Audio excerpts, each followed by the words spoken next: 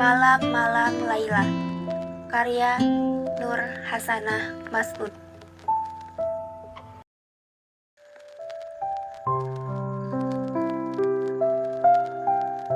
Laila merebahkan tubuhnya di atas kasur yang tak terlalu empuk.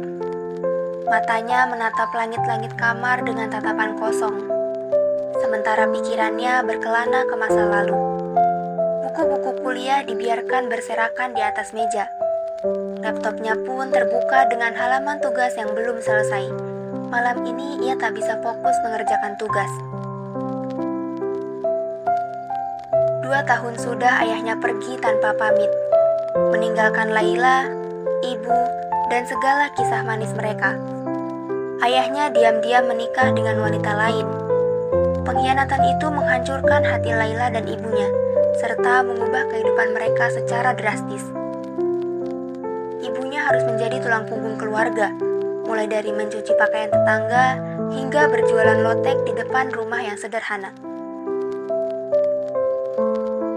Sebagai anak tunggal, Laila merasa harus ikut memikul beban itu. Ia kuliah dengan beasiswa dan bekerja paruh waktu sebagai penjaga toko kecil di dekat kampus. Upah kerja yang ia dapatkan sebagian besar dipakai untuk mencicil utang orang tuanya. Ayahnya yang dahulu menjadi sosok hebat di mata Laila, pria yang sering membawanya jalan-jalan saat kecil dan mengajarkannya berbagai hal, kini telah berubah. Semua itu hanya bisa menjadi kenangan yang mungkin tak akan terulang. Ombak pengkhianatan telah menelan kisah kasih Laila dan ayahnya. Kadangkala Laila merasa hidupnya seperti drama yang sering ia tonton. Bedanya, ia tak tahu akhir cerita hidupnya akan seperti apa. Laila sering membiarkan dirinya menangis ketika sedang sendirian di kamar pada malam hari. Bukan karena masih berharap ayahnya kembali, melainkan karena beban yang terus menumpuk di pundaknya. Ia lelah, tetapi ia tahu bahwa tak ada pilihan lain selain bertahan. Ibu sering tertidur di kursi ruang tamu dengan daster lusuh. Laila menatapnya dengan perasaan campur aduk antara kasih sayang, iba, dan dendam kepada ayahnya. Di wajah ibunya yang lelah, ia melihat bukti pengkhianatan yang telah merenggut kebahagiaan mereka. Suatu hari, ibu jatuh sakit karena terlalu lelah. Demam membuatnya tak mampu bangkit dari tempat tidur. Laila khawatir dengan kondisi ibu. "Bu, aku antar ibu ke dokter ya?" tanya Laila sambil mengelus-elus tangan ibunya. "Gak usah, Laila. Ibu cuma butuh istirahat," jawab ibu dengan lirih. Laila tahu bahwa istirahat saja tak akan cukup. Ibunya perlu diperiksa dokter dan diberikan obat yang sesuai. Tapi mereka tak punya cukup uang. Tanpa berpikir panjang, Laila mulai mencari cara untuk mendapatkan uang tambahan. Ia menjadi tutor bagi anak-anak sekolah dan menjual sebagian barangnya secara online. Perhiasan yang dulu diberikan ayahnya saat ulang tahun ke-10 pun rela ia jual, meski hatinya terasa perih. Saat uangnya sudah cukup, tanpa ragu ia membawa ibunya ke dokter. Obat-obatan yang diresepkan cukup mahal, tetapi tak apa asalkan ibunya dapat membaik. Kesehatan ibunya lebih berharga dari segalanya. Laila merasa semua kerja kerasnya terbayar. Seiring waktu, keadaan mereka mulai membaik.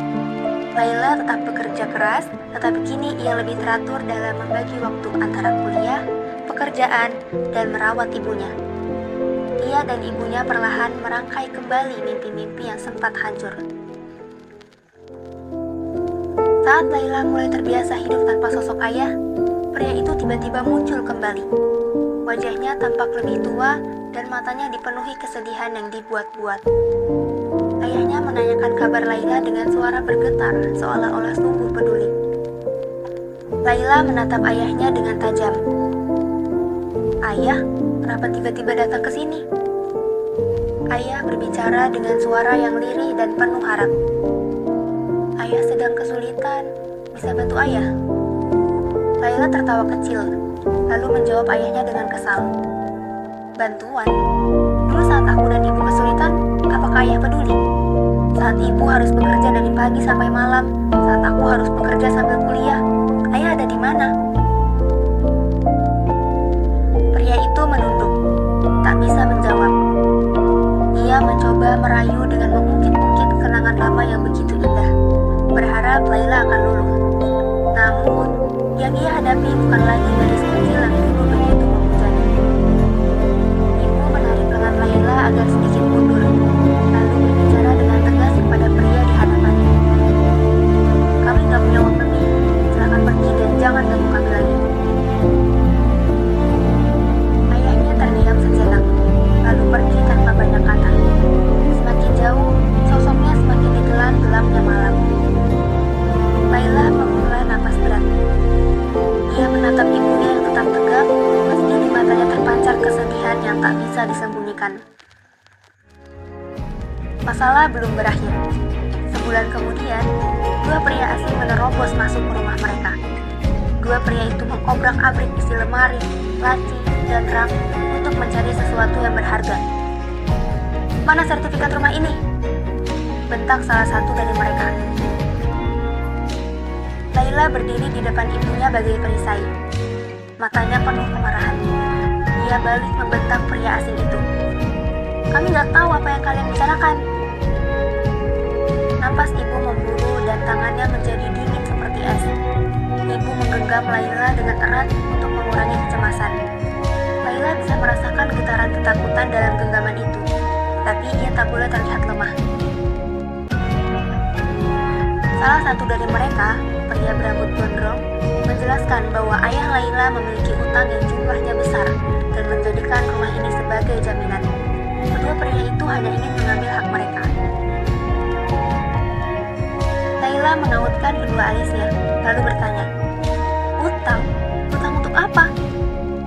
"Waktu itu ayahmu bilang mau buka usaha, tapi kayaknya sekarang udah bangkrut," jawab pria berkepala pelontos.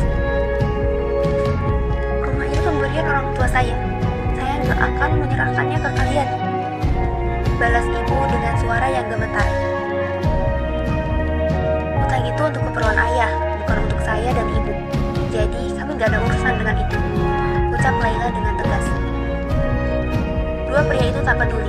Mereka mendorong Laila dan ibunya, kemudian mengacak-acak rumah.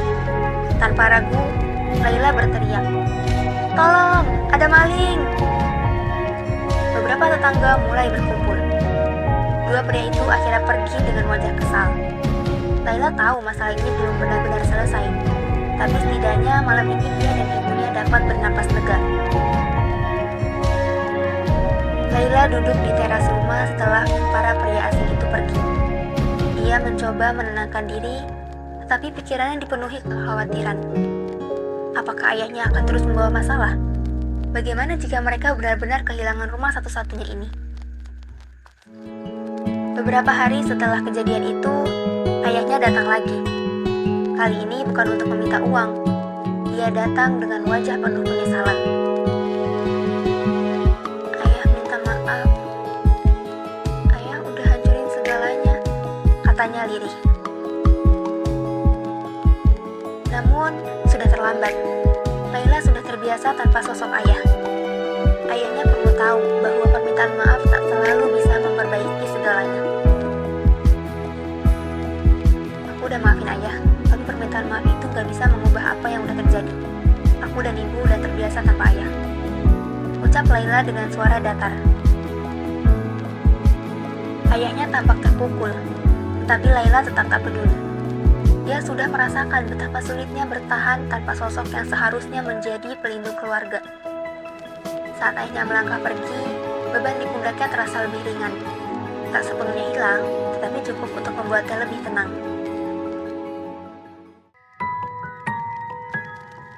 Langit malam dihiasi bintang-bintang. Cahaya kecil di ujung jalan tampak lebih terang, seolah-olah memberitahu bahwa Laila dan ibunya akan menemukan jalan keluar dari kegelapan ini. Gadis itu mendekap ibunya dengan erat. Ia ingin memastikan bahwa mereka berdua tetap bersama dan saling menguatkan. Keduanya tak butuh seseorang yang hanya datang saat ada maunya. Mereka menginginkan cinta yang tulus. Semakin hari, Laila semakin giat belajar dan bekerja. Dia bertekad untuk lulus dengan nilai terbaik, mendapatkan pekerjaan yang layak, dan memastikan ibunya bahagia. Laila sadar bahwa segala kisah dalam hidupnya pasti mengandung makna. Ia hanya perlu menerima dan menjalaninya dengan lapang dada. Laila dan ibunya akan terus melangkah karena mereka masih memiliki satu sama lain untuk menciptakan masa depan yang lebih baik.